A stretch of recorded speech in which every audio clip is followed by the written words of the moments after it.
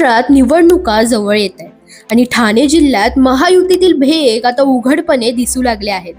दिल्लीतील मध्यस्थीनंतर घटक पक्षांनी एकमेकांचे पदाधिकारी खेचू नयेत असा स्पष्ट संदेश दिला होता. पण रवींद्र चव्हाण मात्र थांबायला तयार नाहीयेत. डोंबिवलीत त्यांनी पुन्हा एकनाथ शिंदेंना धक्का दिला. शिवसेनेचे दोन महत्त्वाचे नेते विकास देसले आणि अभिजित थरवळ चव्हाण यांच्या उपस्थितीत भाजपमध्ये दाखल झाले. या एंट्रीनंतर वातावरण पुन्हा पेटलं. शिंदे गटातील काही मंत्र्यांनी तर थेट मंत्रिमंडळाच्या बैठकीवर बहिष्कार टाकल्याची माहितीही समोर येते. म्हणजेच महायुतीची अंतर्गत कुरघोडी आता खुलेपणाने सुरू आहे. नगर परिषद आणि नगरपंचायत निवडणुका डोक्यावर आहेत आणि याच काळात शिवसेना भाजपमध्ये कार्यकर्त्यांची पळवापळवी जोरात आहे.